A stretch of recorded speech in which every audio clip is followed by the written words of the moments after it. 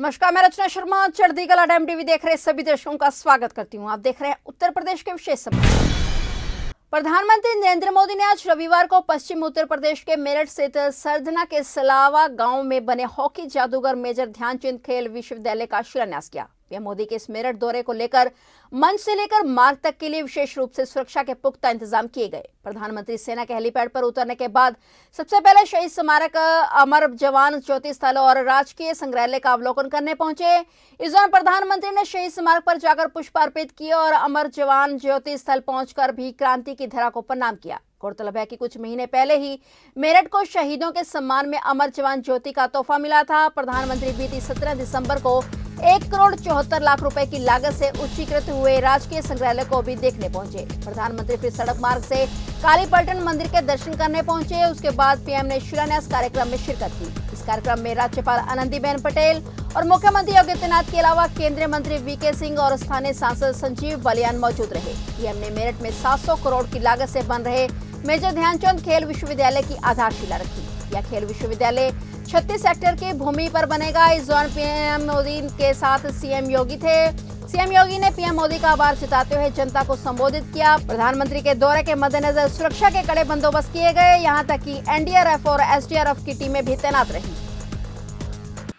हम सब जानते हैं कि आदरणीय प्रधानमंत्री जी का आप सबके प्रति स्नेह और आत्मीयता किस कदर है कि विजिबिलिटी कम होने के बावजूद भी दिल्ली से सड़क मार्ग से आकर के 1857 की प्रथम स्वातंत्र की भूमि मेरठ की भूमि को प्रणाम करने, बाबा ओघड़नाथ की भूमिका, भगवान शिव का अभिषेक करने, क्रांतिकारियों के स्मारक, शहीद स्मारक पर पुष्पांजलि करने के बाद अब यहां पर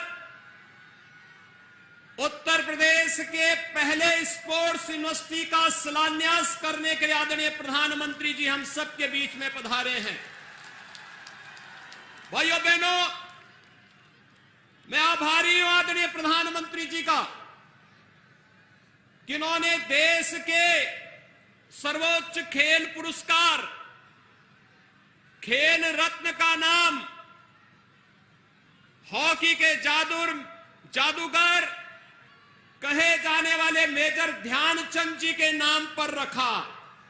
और आज जिस विश्वविद्यालय का शिलान्यास आदरणीय प्रधानमंत्री जी के कर कमलों से हो रहा है, इस प्रदेश के पहले स्पोर्ट्स यूनिवर्सिटी का नामकरण भी मेजर ध्यानचंद जी के नाम पर होने जा रहा है।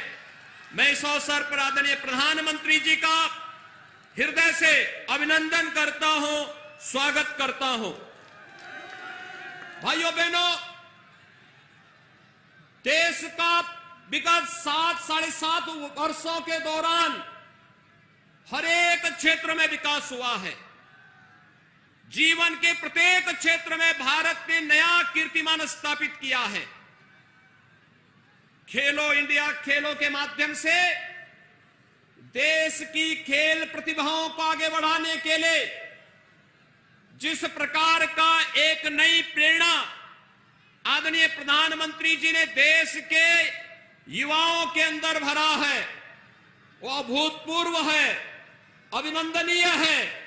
और उसका परिणाम हमें अंतर्राष्ट्रीय प्रतिस्पर्धा के साथ ही अभी विगत वर्ष टोक्यो ओलंपिक और टोक्यो पैरालंपिक में देखने को प्राप्त हुआ, जब भारत के खिलाड़ियों ने सबसे बड़ा जत्था भारत का ओलंपिक में तो गया ही, पहली बार इतने मेडल भारत के खिलाड़ियों ने जीते और प्रधानमंत्री जी ने हर एक खिलाड़ी के साथ व्यक्तिगत संवाद स्थापित करते हुए उन्हें हर स्तर पर प्रोत्साहित किया, उन्हें सम्मानित किया।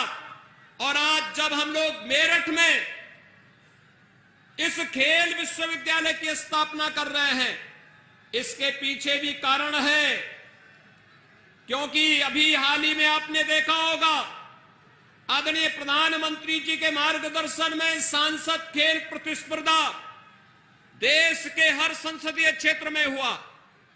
ग्रामीण स्तर से लेकर के जनपद स्तर तक हजारों खिलाड़ी एक एक संसदीय क्षेत्र में अलग अलग खेलों में उन्होंने अपने आप को आगे बढ़ाने का एक अवसर देखा।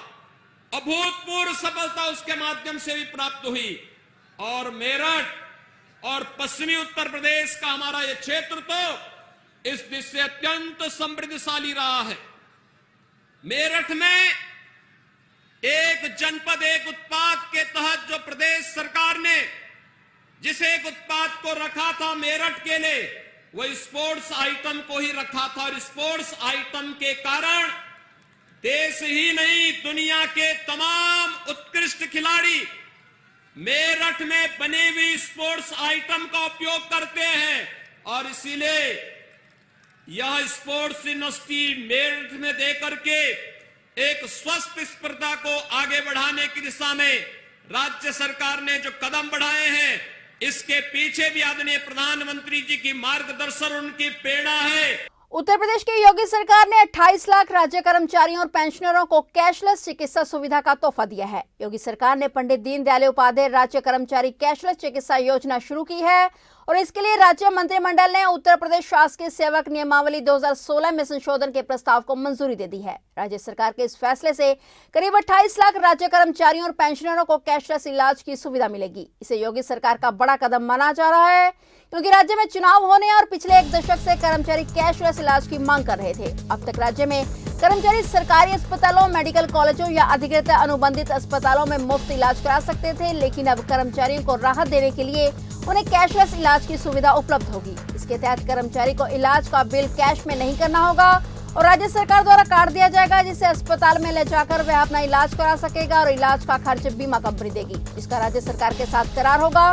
लिहाजा अब कर्मचारियों को भुगतान के झंझट से मुक्ति मिल जाएगी। राज्य सरकार ने कर्मचारियों के हितों को ध्यान में रखते हुए मौजूदा व्यवस्थाओं को भी बहाल रखा है। राज्य में कैशलेस इलाज की व्यवस्था लागू होने के बाद कर्मचारियों और उनके परिजनों के हेल्थ कार्ड बनाए जाएंगे। वहीं राज्य में आयुष्मान भारत प्रधानमंत्री जन आरोग्य योजना के तहत संबद्ध निजी अस्पतालों में सरकारी कर्मचारियों, सेवानिवृत्त कर्मचारियों और उनके परिजनों के आश्रितों को 5 लाख तक कैशलेस इलाज की सुविधा दी जाएगी।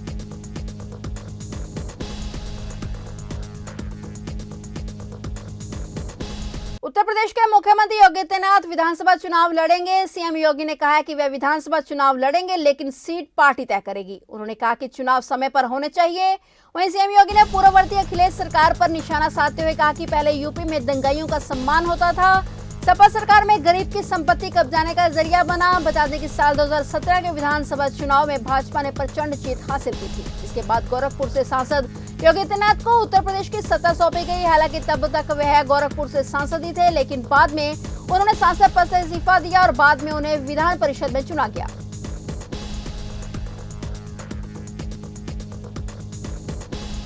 उत्तर प्रदेश में ताजनगरी आगरा से प्रदेश की राजधानी लखनऊ के लिए अब सप्ताह में 4 दिन विमान सेवा उपलब्ध रहेगी। अब तक यह सेवा सप्ताह में 3 दिन ही उपलब्ध थी। आगामी सप्ताह से लखनऊ के लिए मंगलवार, गुरुवार, शनिवार और रविवार को इंडिगो एयरलाइंस की विमान सेवा उपलब्ध रहेगी। अब तक यह उड़ान सोमवार, बुधवार और शुक्रवार को ही संचालित हो रही थी। इस उड़ान के शनिवार और रविवार को शुरू होने से शहरवासियों को काफी लाभ मिलेगा। वहीं आगामी मार्च से बेंगलुरु उड़ान भी सप्ताह के सभी दिन उपलब्ध रहेगी। अभी यह उड़ान रविवार, मंगलवार, गुरुवार और शुक्रवार को उपलब्ध है। इसके अलावा कोरोना संकट के कारण पिछले कई महीनों से स्थगित चल रही अहमदाबाद उड़ान भी आगामी जून से शुरू हो सकती है। यहां तक कि गोवा, जयपुर, इंदौर, कोलकाता सहित कई अन्य प्रमुख शहरों के लिए भी सीधी हवाई सेवा शुरू करने की तैयारी की जा रही है। बीते साल बेंगलुरु, अहमदाबाद, मुंबई, भोपाल और लखनऊ के लिए उड़ान शुरू की गई थी। गौरतलब है कि पर्यटन सीजन की शुरुआत में ही पिछले अगस्त से अक्टूबर के बीच शहर में 3 गुना उड़ानें बढ़ी हैं। इनमें सफर करने वाले यात्रियों की संख्या में भी बढ़ोतरी हुई है।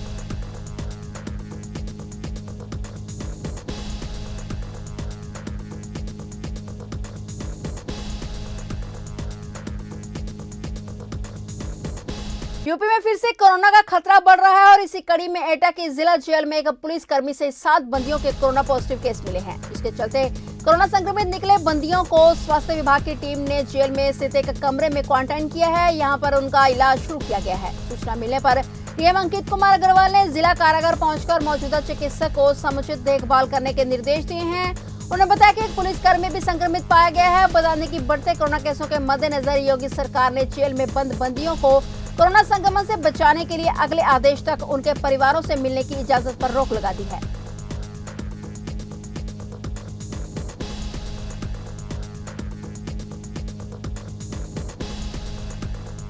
हमीरपुर जिले में हेल्थ आशाओं को अब्दुल कलाम सभागार में सदर विधायक द्वारा स्मार्टफोन वितरित किए गए। कार्यक्रम के दौरान 43 आशाओं को स्मार्टफोन दिए गए।